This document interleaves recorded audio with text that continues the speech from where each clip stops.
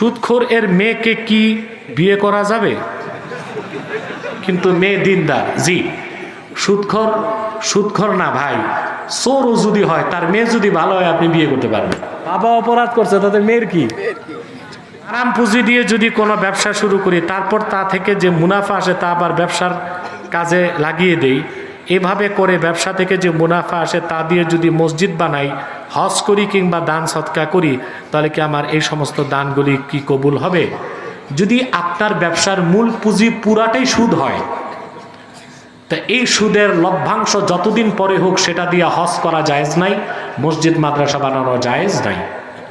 কিন্তু দেখা গেল আপনার পুঁজির মধ্যে কিছু হালাল আছে, কিছু হারামও আছে, তখন আপনি হালালটার অংশ থেকে নিয়ত করে নেক কাজ করতে পারবেন। আমার জানার ইচ্ছা, বর্তমানে কিছু আলেম ও ওয়াজিনগণ ফতোয়া দিচ্ছে, ওয়াজের মাহফিলে বলছে মিলাদ কিয়াম করা যাবে না, কবর জিয়ারত করা যাবে না, কবর বাঁধানো বা পাকা করা যাবে না, মুর্দারের জন্য ফাতেহাখানি বা সোয়াব রেসারের উদ্দেশ্যে খাবার আয়োজন করা যাবে না।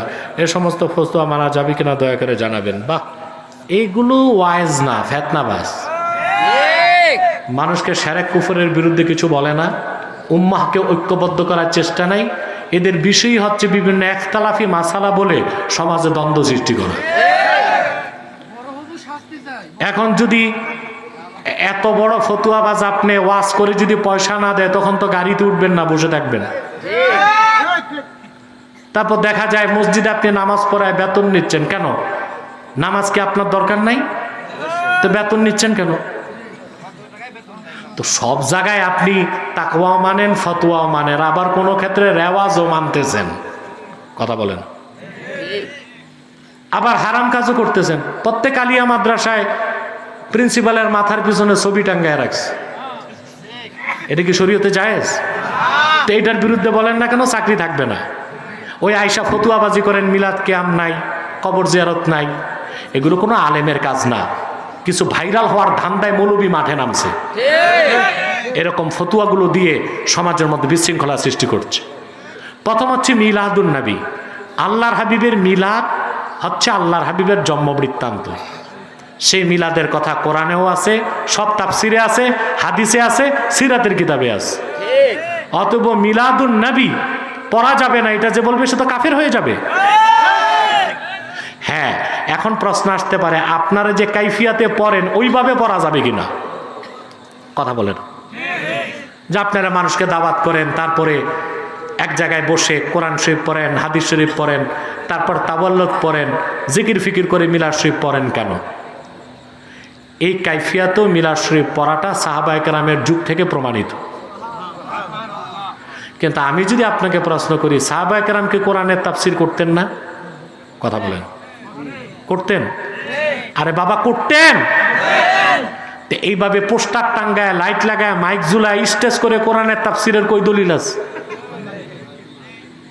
এটাও তো একরকম বেদাত। তবে অবশ্যই সব মৌলবী বলবে বেদাতে হাসানা, ঠিকই না? তাহলে বেদাতে হাসানা যদি থেকেই থাকে উত্তম বেদাত, তাহলে ভাই সাহেব ওই মিলাদ শরীফের কিয়াম নিয়া এত বাড়াবাড়ি করেন কেন? আমরা বলি মিলাদ শরীফ পড়া সুন্নতে সাহাবা, আর মিলাদ শরীফের কিয়াম দাঁড়িয়ে আল্লাহর হাবিবের কদমে সালাম পৌঁছানো, সেটা মুস্তাহাব, মুস্তাহসান, সোয়াবের কাজ, করলে সোয়াব, ভালো। কেউ যদি না করে তাকে আমরা কিছুই বলি না, কিন্তু যে বেদাত বা হারাম বলে ফতোয়া দেয়, ওটারে আমরা ফিতনাবাজ, পথভ্রষ্ট মনে করি। এরপর প্রশ্ন করছে কবর জিয়ারত। কবর জিয়ারত করা তো সহিহ হাদিস দিয়ে প্রমাণিত। মুসলিম শরীফের হাদিস, আল্লাহর হাবিব সাহাবায়ে কেরামকে বলেছেন, কুনতু নাহাইতুকুম আন জিয়ারাতিল কুবুর, আমি তোমাদেরকে আগে কবর জিয়ারত করতে নিষেধ করেছিলাম। আলা ফাজুরুহা, সাবধান, এখন তোমরা কবর জিয়ারত করো। সুবহানাল্লাহ। তাই তো কবর জিয়ারত করার অনুমতি ১,৫০০ বছর আগে আল্লাহর হাবিব দিয়েছেন। তো কবর জিয়ারত করতে যাওয়া হারাম, এটা কি আলেমের কথা না ভণ্ড জালেমের কথা? তো ওরা কি চায়? মৃত্যুর পর বাপ মা উপকার পাক আপনাদের, তাও চায় না। ৩ নাম্বার হচ্ছে মুর্দারের জন্য মাগফেরা, ফাতেহা খানি বা সোয়াব রেসানের উদ্দেশ্যে খাবার আয়োজন করা যাবে না। না, এটা একটা ভুল ফতোয়া।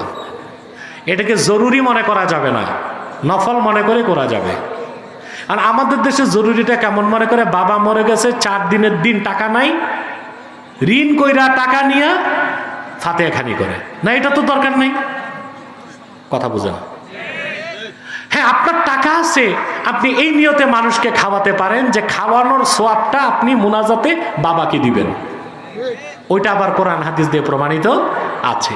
যেমন ফাতোয়া স্বামীতে এসেছে যে আপনি পিতা মাতা আত্মীয় স্বজন বা বাবা মা, পিতা মাতা আত্মীয় স্বজন বা আল্লাহর কোনো অলির কবরের কাছে যে 11 বার সূরা ইখলাস পড়বেন, 1 বার সূরা ফাতিহা পড়বেন, ইয়াকরাউ আয়াতাল কুরসি মাররাতান ওয়া সূরাতাল ফাতিহা মাররাতান ওয়া সূরাতাল ইখলাস 11 মাররা। 1 বার ফাতিহা, 1 বার আয়াতুল কুরসি, 11 বার সূরা ইখলাস। দরুদ শরীফ পড়ে আল্লাহকে বলবেন, আল্লাহ যা পড়ছি এটা আমার পিতার রুহে পৌঁছায় দাও, এটাই ইসালে সওয়াব। ঠিক একইভাবে গরিব মিসকিনকে খাওয়ায়া আপনি যদি ইতআমুত তাআম, গরিবকে খাওয়ানো সওয়াব, বলেন যে আল্লাহ এই সওয়াবটা আমার বাবাকে পৌঁছায় দাও, এটা জায়েজ আছে, কোনো সমস্যা নেই। বিস্তারিত আশিয়াতুল লুমআতে মেশকাতে সরাই আব্দুল হক মুহাদ্দিস দেহলভী রাহমাতুল্লাহ স্পষ্ট ফতোয়া দিয়ে রেখেছে। আর কি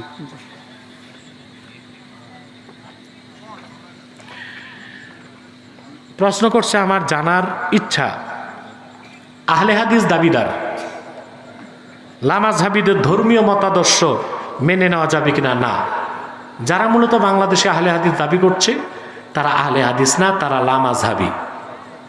মনে প্রাণে তারা ইবনে আব্দুল হাব নজদির মতবাদকে মানে। আর আহলুস সুন্নাহ ওয়াল জামাতের সাথে ইবনে আব্দুল হাব নজদির 15টা দ্বন্দ্ব আকীদাগত। কতটা?